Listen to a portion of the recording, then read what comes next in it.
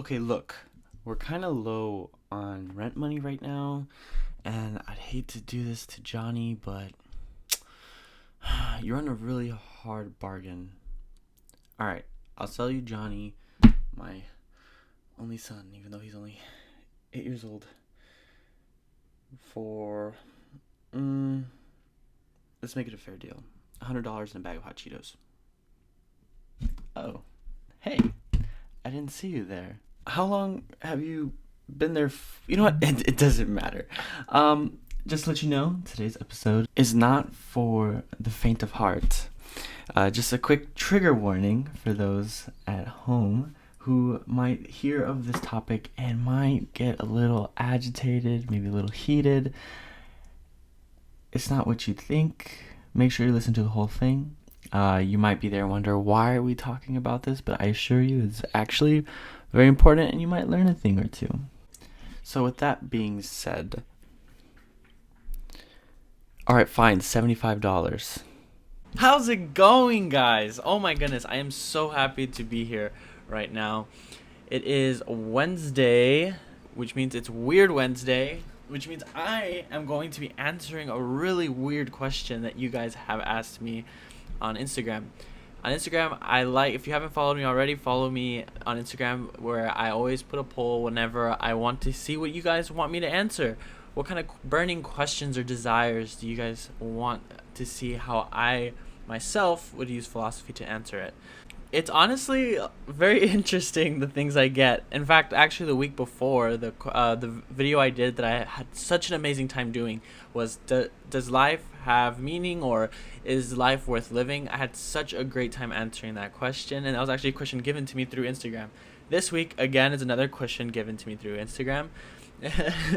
And awkwardly enough, it's explain why pedophilia is immoral. I can't believe I'm doing this, but honestly, why not? Let's do it. I only have 10, 12 subscribers, so there's really doesn't matter if this video gets demonetized, because there's no monetization anyway, so might as well get that out of the way, right? In case you didn't know, quick answer: is pedophilia immoral? Yes, it is immoral, but let's talk about it, because the way you get to it might be shocking to you, or maybe not shocking, but interesting to say the least. So first of all, what is it? What is pedophilia? It is when an adult has sexual feelings towards children. So then you have to ask yourself, all right, so what's a child? And this may sound something that is kind of silly, but it's actually very important to do, because obviously we don't mean just any child. We mean a specific definition of child, because it doesn't matter if you're 35, 12, or even 60 years old, you're still going to be your mother's child no matter what. So we don't mean that definition of just being the offspring of a parent. Well, we mean something different, right? So maybe we mean a young person below the age of majority, or the legal age. For example, in the United States, below the age of 18. But to me, that's kind of a silly thing to do, because that means a child here in the United States could be an adult somewhere else around the world. And that doesn't make sense why your status changes around the world depending on what part of the world you're in. That doesn't make sense. That doesn't make any sense at all. For example, in the Middle East, when we're talking about the ability to give consent, also that comes hand in hand with being to reach adulthood. So like in the Middle East, to give consent, you just got to be married. Doesn't matter what age you are, you just got to be married. In North America, it ranges from 15 to 18 years old. South America, 14 to 16 years old. Asia, 12 to 21. Africa, 11 to 18. In Europe, 14 to 21. So there's this huge range around the world. So honestly, the idea that a child is simply someone who's below the age of below a certain age specifically is kind of stupid. It's really stupid, because even in America, if you think what's the difference between a child, so 17 years and 364 days old, and an 18-year-old, exactly 18 years of age? What's the difference between the two? Because honestly, there isn't. There is no difference. It's not like the moment you're about to blow out those candles on your birthday cake, like you're just about to blow them out, you don't just have this massive amount of knowledge that just comes and just pierces into your skull, and now you actually understand the world around you, and you don't want that tramp stamp anymore because you realize how stupid of an idea that was in the first place. That doesn't make sense, nor does that happen, unfortunately. So honestly, that kind of idea needs to be thrown out. That doesn't make any sense. So when we're talking about a child isn't of legal age, we're not talking about a child of being the offspring of a parent. What we actually mean is someone who is immature or irresponsible. And I think that's fair. I think that's a very fair definition because like right now I'm attending university, and there are people who are like 20 years old and they still cry to mommy and daddy when they want to go to a rave. They need some extra cash to pay for that ticket, and I consider them a child. I consider them a child because, in my opinion, they're not willing. If they're not willing to go and make the money themselves, they know that their parents are just gonna just fund them for whatever reason, and because of that, they tend to also be immature and irresponsible because they know that they could just leech off of other people. They're a child. And I believe many of you would also agree with me. And furthermore, what you really mean by that is that they're not fully developed. And it can mean many things about someone not being fully developed. It could be biologically speaking, intellectually speaking, or even emotionally speaking. If they're not developed in all three of these categories, and it has to be developed in all three exactly, they're still a child. If they have two but not one, still a child. If they have all three, not a child anymore. They're an adult. They can make their own decisions. So that's very very important that I put that out there too. And also, there are children who are developed in two, or maybe one, or maybe none at all, and that actually has caused different distinctions between people who are attracted to youth. For example, in my opinion, someone who's not developed in any of those categories, they're not developed biologically, intellectually, or emotionally speaking, and someone's attracted to a child like that, they are pedophiles. They are attracted to them before they've even hit puberty, and that is what a pedophile is. Now, let's say maybe they're starting to biologically and intellectually, and maybe even emotionally, like they're just starting to develop. Like they're not, a pedophile is attracted to someone who's not even developed, period. But maybe they're starting to develop. That would be, I believe it's called a hebophile. I'm going to make sure I have that right because I want to look really stupid if I didn't get that right. Yeah, hebophile. And it usually ranges between like right around when puberty started and maybe for a little while after, maybe a year after that puberty has started in the child. And then there's another one where they're developed biologically, but they're not necessarily fully developed intellectually or emotionally. They're very much developed. They're not finished developing, and that would be an ephebophile, which is actually ranges between about the ages of 15 to 19 years of age. The very important thing is that they are done developing physically. If they're a woman, they have developed all parts of them that would develop through puberty. Same thing for a man. However, because they lack the experience of life, the experience that comes with life, they're not fully developed emotionally, and also their brain is still developing, so they're not fully developed intellectually either. So now the argument that most people immediately jump on is that pedophiles are immoral because it's gross. Because you yourself, me included, I cannot see myself being sexually attracted to a child for a clear reason. But just because you yourself are not attracted to a certain act doesn't necessarily make it immoral on its own. That doesn't make sense. Because to put this concise, it's kink shaming. And why is kink shaming wrong is because just because you don't like it, just because it's not your kink, doesn't make it immoral, because maybe there's someone who will consent to that kink, that actually likes that kink as well. That using just because it's gross as it being moral doesn't make sense at all. And then maybe you might use the argument that states that a child cannot reproduce, therefore having sex with because sex is used for reproduction, having sex with a child would be immoral. It would be impermissible because a child cannot have children, at least before they've hit puberty. So that's why pedophilia would be wrong.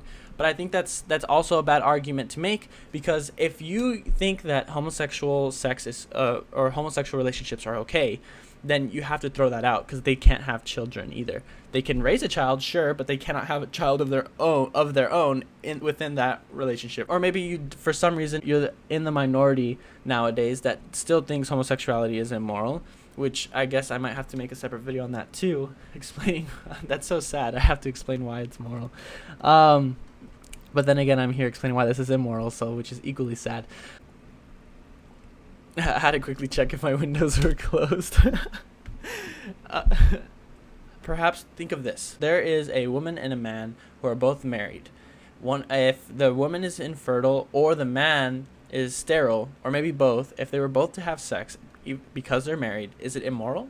They cannot have children. And if you think it's okay for them to have it, then you are recognizing that sex is also used for bonding and also for pleasure as well, which are both equally as important as for reproduction as well. So using the argument that it's immoral just because a child can't reproduce is not a strong argument on its own. What is a strong argument is that the child cannot consent to sex. Now, why is this important? Consent for anything is important because it allows the person to protect themselves from future harm that they may not want. However, when someone consents to something, they're accepting that they're taking the risk of whatever harm may happen from said act. And that is essentially what's important, because if I do an act, for example, someone makes me go, they guilt trip me into go paintballing, for example, and I get hurt, I'm gonna get mad at my friend who guilted me into doing it. However, if my friend asks me, hey Joseph, do you want to go paintballing? I'm like, yeah, I want to go paintballing, and I get hurt, I lose an eye for whatever reason, I'm not gonna blame my friend. I went there willingly. Yeah, it sucks I don't have an eye, but I'm not gonna blame my friend. So really, a child, again, cannot give consent, so they cannot protect themselves from psychological trauma, emotional trauma, STDs, STIs, whatever, because they do not understand that there are these terrible things that can happen to them because of sexual activity. And harming someone without their consent is impermissible. It is the harm principle. You cannot do it. It's never okay. And the reason why I say it's harm without consent, because yes, people can consent to pain. For example, getting a tattoo. It's painful to get a tattoo, but you can consent to it. So yes, you can consent to harm. But harming someone without their consent is never okay. The same way that why it's not okay to just for me to go walk up to the street right now and punch an old lady in the face. If she consented to it, is it okay? That sounds like something that we should try. Nah, I'm just kidding. So now the question is, why can't a child consent? For many of you, this might be very silly that we need to ask this question, but it's important to ask nonetheless. Keep in mind that I brought up 3 categories: biological, intellectual, and emotional. That a person needs to be fully developed in all 3 of these in order to not be considered a child. So, when someone has not hit puberty, because we're focusing on pedophiles right now, if they haven't hit puberty, then that means the child has no desire, biologically speaking, to even have sex in the first place. They cannot excrete pheromones of their own, nor do they even have the mechanism to actually, for their body to interpret pheromones as well. So because they haven't really even started puberty at all, they have no drive to even want to have sex in the first place. However, again, we're going to ignore those hard cases in which a child was exposed to pornography or maybe even sexually molested at a very young age, because when a child is exposed to such things, then yes, it is possible for them to want to seek it out of curiosity, or maybe out of just pleasure because they thought it felt good. But if you were to isolate a child from such harms, they will not have no need to seek out to have sex in the first place. All right, and 2, a child before puberty, because they have no desire to seek it out in the first place, they also have no knowledge of it because they have no reason to go learn about it, how to even do it in the first place, what happens, what goes on, yada, yada, yada. And how can you consent to something that you don't even understand in the first place? If you don't understand how it works or what you do or anything like that, how can you consent to it? You cannot. You can't. So again, that fails that test as well. And for you to give true consent, when you sign a waiver, the waiver tells you that, hey, if you go bungee jumping, you might die, or all these other terrible things can also happen to you as well. You signed your waiver because you're given the chance to understand all the consequences that may happen from bungee jumping. Now, with sex, a child again, before puberty, does not have the ability to understand that they can get STIs, STDs, emotional trauma, psychological trauma, etc. They do not understand that. They don't understand that at all. And because of it, how can they consent to something without understanding the consequences of said act?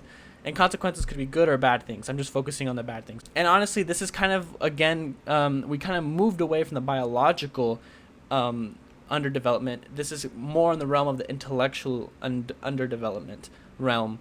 So now let's move on to the emotional realm, how they're underdeveloped there.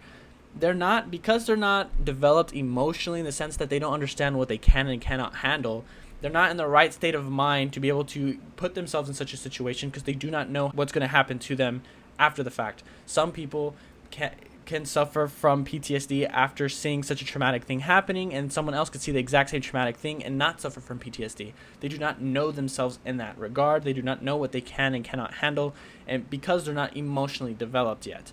So again, because of that, they're not in the right state of mind to even make such a decision in the first place. All right. Furthermore, because this is a pedophilic relationship, there is a power dynamic in the sense that the child does not have the position or the ability to say no if they wanted to. And because of that, it puts them in a very compromising position in the first place. And because of this, they have no true consent. Even if in an alternate dimension in which the kid was for some reason biologically developed, intellectually developed, because of that power dynamic, they still wouldn't be able to give true consent. Because let's say they started it and then in the middle they're like, nah, I can't do it. But because they're too scared to say no, that is a problem.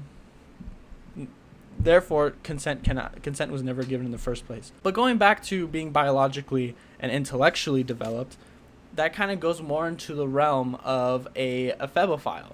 If I can prove an pedophile is still immoral, then that means that a pedophile is immoral, period. Because a pedophile is slightly developed biologically, slightly developed intellectually, and slightly developed emotionally.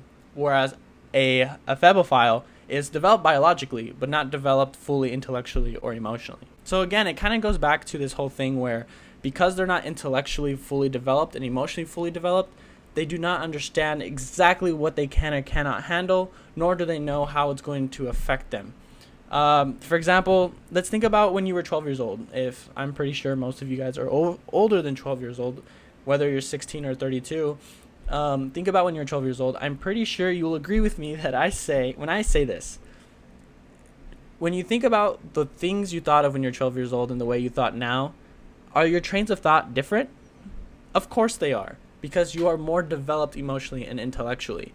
And if you're under the age of 25, you'll continue changing your train of thought as it becomes more fine-tuned, because your brain is still constantly developing, and you still are going to experience more emotional experiences that will develop yourself emotionally speaking. And because of this constant changing and shifting, fine-tuning of you being able to understand yourself, you will not be able to give true consent once again until you actually have become fully developed. But this actually leads to another problem. Yes, it proves that being a pedophile, being a hebephile, and being a pedophile, whether in it of itself is not immoral, being those things, but acting on those things is immoral. Just because you're attracted to a child but you do not act on it, you're not an immoral person. In fact, you are being stoically moral because you're sacrificing your own pleasure for the better of the community. And for those who actually do have these attractions towards the youth and do not act on it, I appraise you, because I understand that must be very difficult for you to do. But if you do act on these impulses, it is immoral. Because the thing is, even going back to an ephebophile, someone who's attracted to someone who is physically developed but not emotionally or intellectually, it might not hurt them now, but it might hurt them later. And because the person isn't intellectually or emotionally developed all the way, they themselves cannot predict if it will hurt them in the first place. I'm pretty sure there's many of us today who are that are older that very much regret doing something when they were younger, when they were not emotionally and intellectually developed. And sex is one of those things that is such a very extreme And it's a very robust act in the sense that it has a lot of chemicals that are just happening, and that are just happening and just bombarding your brain. And because of it, it is something that can give someone great joy and pleasure, but also at the same time can make someone suffer for the rest of their life. And because they're not fully developed intellectually or emotionally, they cannot protect themselves from such trauma that will follow them for the rest of their life. And because they cannot protect themselves, they cannot give true consent. Because the whole point of because how can they themselves put themselves in a position to engage in such an act if they are not fully aware of what they can and cannot handle? So then this kind of begs the question, when can they handle it? Of course, the easy answer is when they're biologically, intellectually, and emotionally developed. But when is that? The thing is, that changes for everybody. There are those who are going to develop a lot younger, and there's going to be those who are going to develop a lot older. In my opinion, those who are sheltered are probably going to take them a lot longer to emotionally develop, whether those who had a really rough life will probably develop emotionally speaking at a much younger age. And for the legal system, that makes things very, very shady, and honestly, all around just kind of makes things very difficult to deal with. So I'm not going to say that we should abolish the 18 years mark. However, I do believe it should be moved up. But the thing is, I'm going to have a very unpopular opinion when I say this. It should be moved up to around the age of 25, because that's when your brain is on average developed. So even if someone had a very harsh childhood and they developed, emotionally speaking, just throwing out a number out there, 18 years of age, and they also went through puberty at a very young age, so they also developed biologically speaking at the age of like 16. So they fixed two criteria already. However, their brain is still constantly developing until around the age 25. So they're still going to be a child in the regard that they failed to be able to have all three of the criteria check of biologically developed, emotionally developed, and intellectually developed. They have 2 tick marks, but they're missing 1. And they're not going to have that 1 until their brain is fully developed, which is around, again, the age 25. And at the whole point, we have to keep in mind, the whole point of consent is to give the person the ability to protect themselves from harm that will follow them for the rest of their life. And because of this, I think it is fair to say that it should be moved up. And this also goes hand in hand with other things such as drugs, such as weed and drinking alcohol. Because when you partake in such of these things while your brain is developing, it can have very negative effects to you. Weed in and of itself isn't dangerous, but smoking at a very young age is very detrimental to your brain's health. Same thing with alcohol. Alcohol, a little bit here and there, will not hurt anybody, but drinking at a very young age will hurt the person's brain's development. So because of that, because we want to be able to protect our youth, be able to give them the tools to protect themselves, it should be moved up to around the age 25, as unpopular as that may sound. But then how about, what does this mean for about kids who are like, let's say 2 16-year-olds, right? Does that mean that they just statutory raped each other? But I do think that there's a difference between a 25-year-old seeking a 16-year-old. But then that kind of also begs the question, do you think it's okay for someone, and I'm asking you, my viewer, do you think it's okay for someone with Down syndrome to have a sexual relationship with somebody who is a PhD holder, for example? She or he has a PhD, and they're having sexual relations with someone who has Down syndrome. Do you think that's okay? Ask yourself why. Most of you might think that because there's a power dynamic there, in the sense that the person with the PhD can probably using their intellect, manipulate the person with Down syndrome to have sexual relationships with them. Even though the person with Down syndrome might be biologically developed, but they're definitely not emotionally or intellectually developed. But does this mean that 2 people with Down syndrome shouldn't have sex? Well, they're about equal, I guess you could say, equal in intellect and in emotional and in an emotional sense as well. So that would be okay. So is it immoral being a pedophile? No, it's not. No, that's not what I was arguing at all. In fact, I was actually arguing it is wrong for you to act on your febophile desires. Just because you are these things doesn't make you inherently a bad person. Because at the end of the day, it is up to us, our own free will, our inner strength to not act on these desires. because we need to understand that when we do act on these desires, we hurt the community around us. And if we really think about it, that's all morality really is. Morality is just the idea of a set of rules that allows a society to prosper, be able to live together without us going around killing each other out of revenge or hatred of one another. It allows us to live in harmony. That's what morality is for. So again, no, it's not immoral being a pedophile. It's not your fault you were born that way, but it will be your fault if you act on those tendencies. And acting on those tendencies is without a doubt immoral. So again, just to quickly recap, the reason why it's immoral to be a pedophile, hebephile, and a phebophile is because they cannot give true consent. Whereas in a pedophilic relationship, the child cannot give consent because they're biologically, emotionally, and intellectually underdeveloped. Actually, they're not even developed at all in those three regards. Whereas in a hebephile, they might be somewhat a little bit developed biologically and maybe a little bit developed intellectually, maybe a little bit emotionally. But because they are not fully developed, they cannot put all their cards on the table and see, yep, this is something I want to do. They cannot consent. Now with the phebophile, that's when things kind of get a little bit shady, because there might as well be someone who is biologically and emotionally developed, but they're definitely not intellectually developed. And because of this, they might partake in an action that they didn't know would hurt them, but still will. According to a 30-year longitudinal study found in New Zealand, they found that when somebody suffers from sexual trauma, especially even from childhood, prior to the age of 16, even to the ages of 18 and 21, they found that they had increased rates of major depression, anxiety disorders, suicide attempt, alcohol dependence, illicit drug dependence. And byproducts of such things also include higher rates of PTSD, decreased self-esteem, decreased life satisfaction, as well as the increase of physical health problems. Once the damage is done, there's nothing to do about it. Sure, you can cope with it. Sure, you can move on with your life, but it's still always going to be there. In the back of your head, there's still always going to be that pain, that regret. And it's more than just regret, honestly. Trauma is more than just regretting something like, oh, I wish I didn't do something. It's more than that. It's going to affect your future relationships. It's going to affect the way you see the world.